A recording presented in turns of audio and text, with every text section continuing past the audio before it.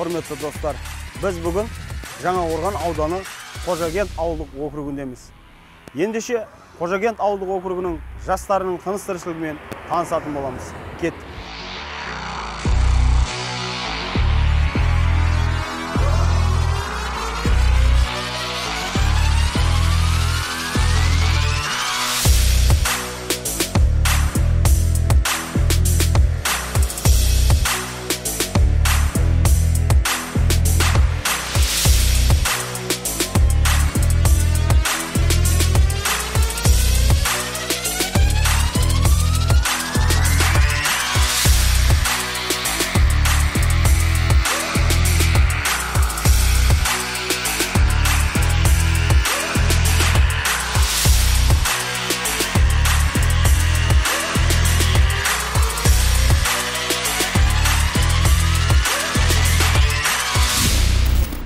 Құрметті достар, біз Қожакент ауылдық округінің жастар іс жөніндегі маманы Әбдіұлы Сүнетұлымен сұхбаттасатын боламыз.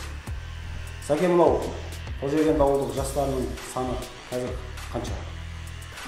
Халық саны Қожакент ауылы бойынша барлығы 3468, оның ішінде 14 пен 29 жас аралығындағы жастардың саны 900 болды. Қазіргі таңда сол 911 жаспен жұмыс жасаймыз. 14 пен негізгі басты бағытымыз 14 пен 29 жас аралығындағы жастардың жұмыс жасаймыз. Бізде ауылдық атап айтатын болсақ, барлық сала бойынша жүйелі түрде алдыға қойылған, спорт саласы бойынша, кәсіпкерлік саласы бойынша, мәдени сала бойынша, бизнес саласына да жақсы көңіл бөлінген.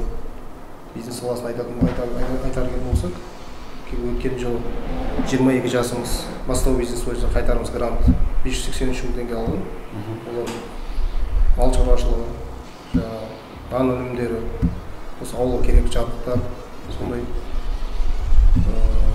өзінің жеке бизнестерін ашқан болатын. Биыл таңда 43 жасымыз 1.225.200 теңге грант бөлініп, соған барлық сертификаттарын оқып алып, бизнес пландарын жасап, жоспарлар жасап, аудандық жұмыспен қамтуға түсіп қойған.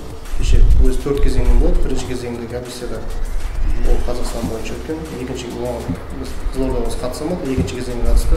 Екінші кезеңде 5 жасымыз 1.225.200 теңге алып, өзінің кәсіптерін жалғастырды. Қазіргі таңда бастады ғой жұмыстарын? Бастап қойды. Енді қалған жасымыз осы алда комиссияға барлық құжаттарын тапсырып қойған. Сонда бір 15 жасымыз нақты өтеді деп өзіміз болжап отырмыз.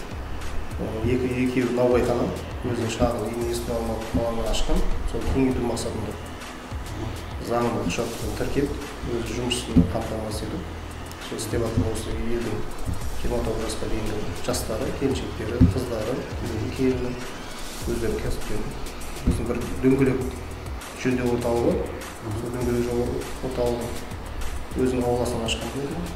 Сейтмахан Тұраханды 2003 жылы жүрді. Сол жігіт тең күйтсем деген бағытта сол кісіні қолдап отыр. Гранты жұмысшы қамтамасыз етіп, күніне 10-15 нені қабылдайды, машина. Мәдени саласы болса, мәдени саласына келген болса, бізде барлық үйірмелер жетіп меңгерген, барлық қамтылған. Би үйірмесі бар, ән үйірмесі бар, домбыра үйірмесі бар.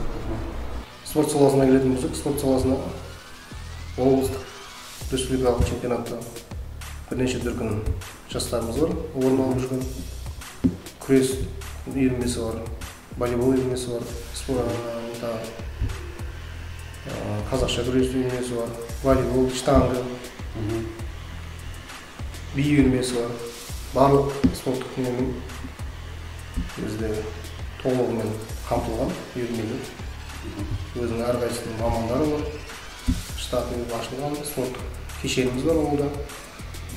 Күнгі мезгілде, кешкі мезгілде Изатулла Сүйенов деген ағамыз ашып берген, салып берген өзінің жеке қаржысына. Сол кешкі мезгілде ауылдың жастар соған бір мезгіл сағат 7 мен 10-ның арасында ойнауға рұқсат берген.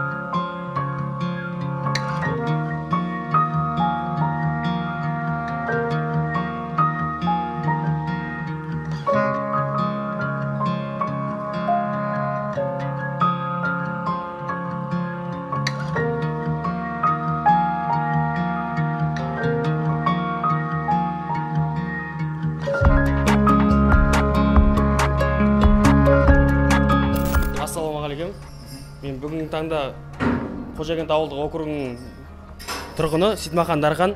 Осындай өз қаражатыма шағын дөңгелек жөндеу орталығын аштым. Құдай қаласа биылғы мен бизнес бастау грантына документтерін тапсырып қойдым.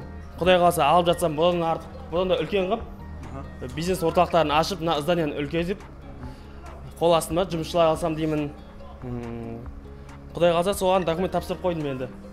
Қазіргі таңда күнделікті осы ауылдың халқының көліктерін қанша көлікті жіберіп жатсың? Күнделікті. Күніне бір 10-15, кейде 20-ға дейін барады, 30-ға дейін баратын кездер болады. Әртүрлі ғой. Енді кемі 15.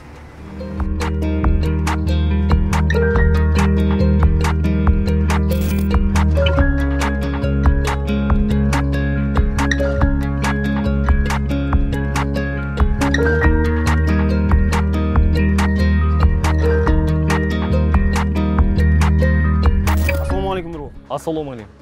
Қалай жағдай, амансыз ба? Жақсы, өздеріңіз? Шүкір. Нұрбол, біздің ауылдағы бір күнім жобасы түсіріліп жатыр қазіргі таңда. Осы Қожакент ауылдығына келіп тұр. Өзің осы шаруа қожалықтың иегесі, кәсіпкер жігіт екенсің. Нұрбол, бұл енді шаруа қожалық қай жылы ашылды? Бұл шаруа қожалық 2006 жылдан бастап ашылып, қазіргі таңға мінекей көріп отырсыз, жүріп жатыр. Ауылдың жастарының қанша пайызын жұмыспен қамтып отырсыз қазіргі таңда? Қазіргі таңға мінекей 25-30 бала жұмыс істеп жатыр. 8 сағат жұмыс істеп жатыр. Айлықтары қанша? Айлық көрсеткіштері 200 мыңнан әр балаға төленеді.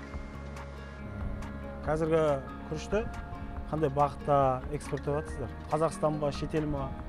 Қазақстан аумағына барады ғой енді, жалпы.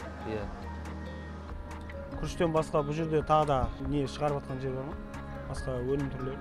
Әзірге осы күріш енді. Күріш, бидай бар, несі бар, кебегі бар, күрмегі бар енді.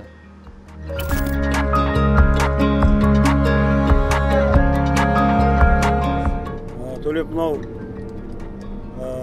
комбайнға қанша жасыңнан бастап оттың? Комбайнға осы 27 жасымдағы. Осы биыл бір жыл болды жобасы. Комбайн кигенде. Жалпы Нұрболи шаруа қожалығында жұмыс істеп жатқаныма 4 жылдың көлемі болды. Қазіргі таңда осы комбайнға отырып жұмыс істеп жатқан жайымыз бар. Айлық айына қанша аласың айлықта? Айлық 200 мың. Процентіміз бар. Гектарына 1000 теңгеден. Күніне 25-30 гектар жобасында ұрамыз. Балдардың нәпақасы әйтеуір. Бұйырғанын ұрып жатырмыз.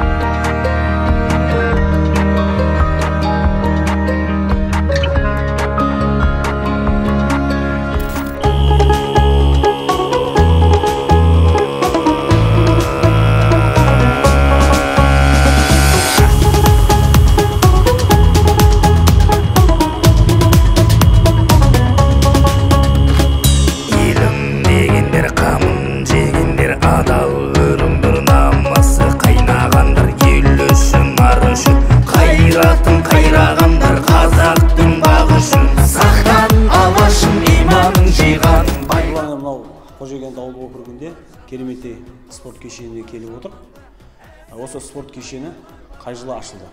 2020 жылдың күзінен бастап жұмыс жасаймыз біз. 13 штат қызметкерлер бар. Іште